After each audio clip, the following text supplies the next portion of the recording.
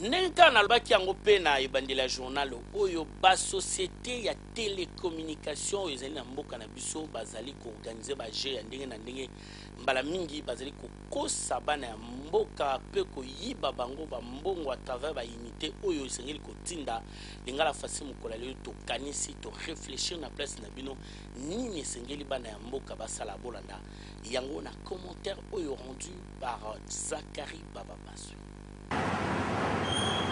Lisolo ya kimuyibi ya détournement na ya ba fausseté na kati ya Miss Vodacom oyo wuti koleka etindi lingala facile et ça la réflexion oyo pona ko salisa population na l'état oyo bazali victime ya système interne ya communication ya marketing pe commercial ya Vodacom.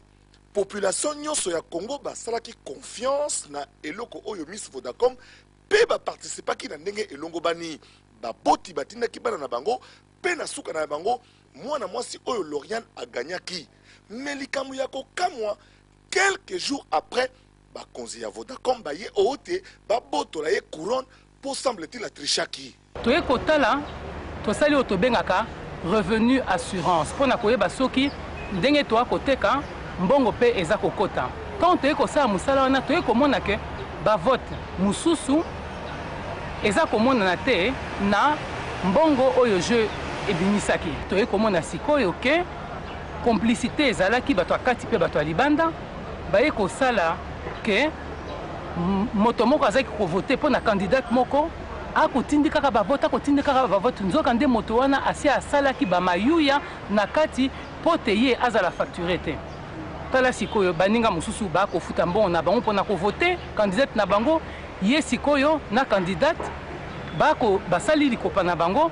bango batindikaka bavote oyo ezalaki nango facture te yango nde tolandeli likama oti na se nde toye komona ke plus d'1 million de votes oyo candidate moko azwaki bavote wana ezalaki bavote ya fraude nde tolobi te tokoki kozipa likambo yango te ifo tobima libanda polele toloba ke oyo tokutani oyo tomoni nango eza malamu te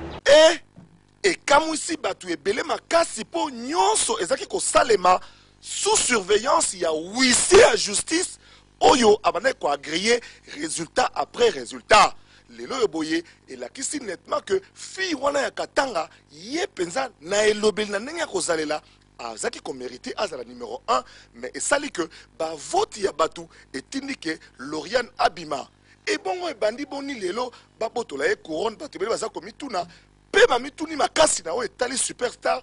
po bana Innocent Balume abima na plus de 10 millions de voix ti lelo ata concert ya 100 personnes abetaka te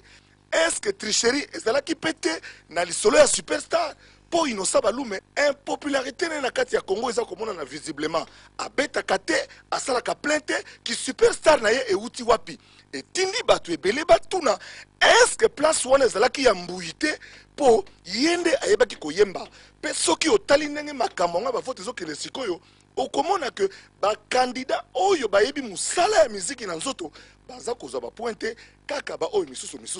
est-ce que tricherie na muyibi na Vodacom esili to ekontinue yango wana bakongolais baza kosenga na luzolo bambi na cadre ya tolérance zéro non seulement bakanga bakonzi ya commercial marketing pe communication ya Vodacom et puis d'autre part bayeba po eza likambo ya mbongo ya bakongolais $1 toyebi nini osala kati ya Congo surtout na kati ya baprovince bamiyibi batondi na masolo ba jeu l'état protégé bakongolais po ba jeu oyo emonani ke ezali trucage vol et détournement pour la population